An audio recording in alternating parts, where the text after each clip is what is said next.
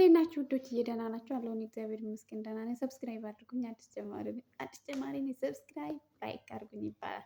ቃል ኪዳን ጌታውን እባላለሁኝ እና ምን ልላችሁ ነበረ መሰላችሁ? አድናቂነትና ሰውን መውደድ። አሁን ለምሳሌ ራስን መውደድ እና ሰውን መውደድ፣ ራስን መውደድ፣ ሰውን መውደድ። እኔ ያኔ ራስን መውደድ፣ ሰውን መውደድ እና ሌላን ማድነቅ፣ ራስን ማድነቅ ሁለቱ ልዩነት አላቸው። እና ሰውን ስንወድ አሁን ለምሳሌ ሰውን ከወደድን ምን ወድለት አለ፣ ሰው የሚወድንልንም አለ።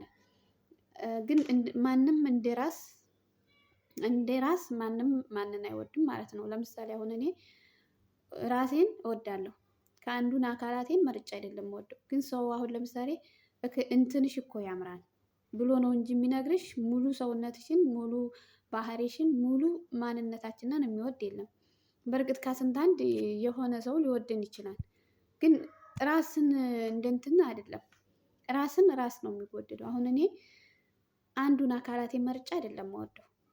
ሁሉንም ባህሪዬንም ያለኝን የተሰጠኝን አካል ሁሉ እንትን እወዳለሁ።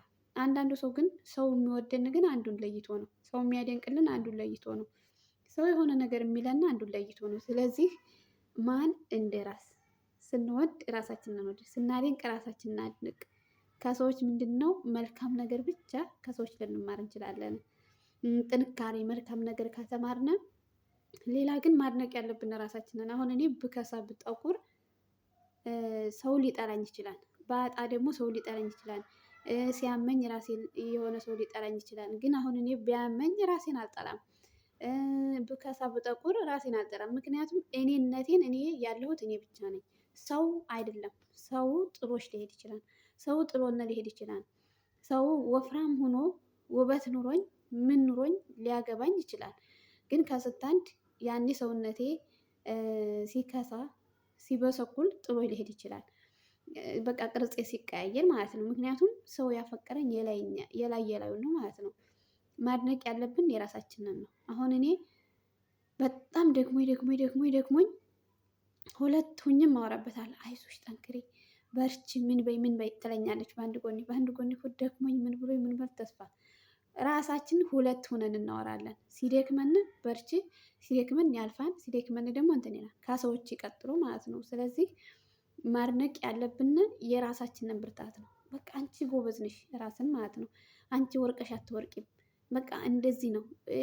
በቃ ሰው አታምሪም፣ ሰው ቅርጽ የለሽም፣ ሰው እኮ ቀጭነ ምናምን ካለነ ራሳችንን እኔ እኮ ራሴን ወደዋለሁ ማለት አለብን ለሰዎች ማለት ነው። ራሴ እኮ እኔ እንደዚህ ወደዋለሁ።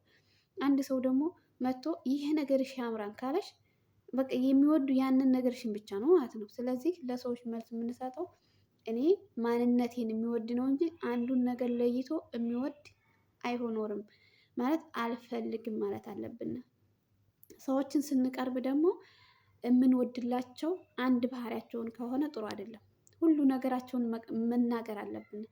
አንቺ እኮ የሆነ ሰውን ስንወድ አንተ ማለት እኮ ይሄ ባህሪ ይመቻል፣ ይሄ ባህሪህን አስተካክል ብለን ያንን ሰው ልንመክር እንችላለን እንጂ ይሄ ሰውዬ እኮ አንዱ ባህሪው ይመች ነበር ሌላው ግን አይመችም ማለት የለብንም። ሰውም ወደኛ ሲመጣ እወድሻለሁ በቃ በምንም በፍቅረኛም ይሁን ዝም ብሎ ኖርማን ጓደኛም ይሁን እወድሻለሁኝ ካለ ማንነትን ተቀብሎ ልክ እኔ ማንነቴን በቃ ኃይለኛም ልሁን ማስጠላም ይሁን ምንም ይሁን ብቻ ማንነቴን ራሴ እንደተቀበልኩት ያነ ሰው ወደ እኔ ሲመጣ ማንነቴን መቀበል አለበት። በፍቅርም ይሁን በጓደኛም በእህትም በምን ብቻ ማንነትን መቀበል አለ።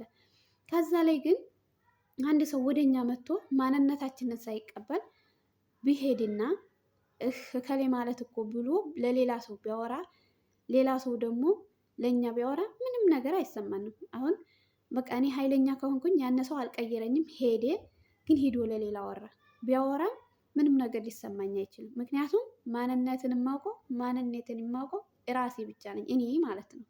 ምክንያቱም የምለውጠው ነገር ሊኖር ይችላል፣ ከሰዎች ተምሬ የምቀይረው ነገር ሊኖር ይችላል፣ የማልቀይረውም ነገር ሊኖር ይችላል። ምክንያቱም ለእኔ ተመችቶኝ ካኖረ ለሰዎች የሚመቸውን ነገር ደግሞ እየተማርኩ መቀየር ነው እንጂ ሰው ስላለኝ የምቀይረው ነገር የለኝም።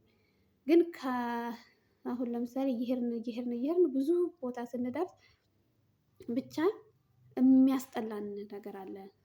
በቃ የሆነ ነገር የሚነድ አለ አይደለ? ብዙ ነገር አለ። በቃ ማውራት የሆነ ብዙ ነገር መናገር፣ ለሰዎች ማስረዳት በቃ አለ አይደለ? ይሄ ነገር እንደዚህ ቢሆን ምናምን የሚሉሽ ነገሮች ሊኖሩ ይችላሉ። ግን ማንነት አይቀየርም። የምናደንቀውም ራሳችን መሆን አለበት።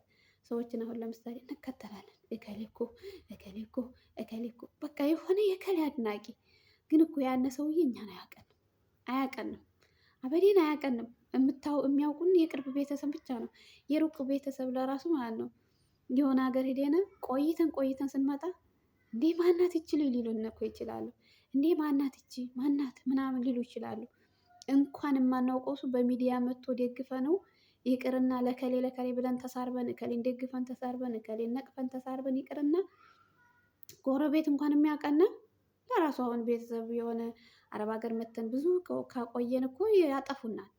ምክንያቱም ብዙ አመት ካቆየን እድሜያችንም ሂዶ ይሆናል፣ ውበታችንም ተቃይሮ ይሆናል። ብዙ ነገር ስለሚሆን ቤተሰብ ለራሱ እኮ ይጠራጠራል። ታውቃላችሁ እናት አይደለችም እንዴ ካከሳን እንዴ እከሌ እንደዚህ ነበረች ምናምን ይላሉ ማለት ነው።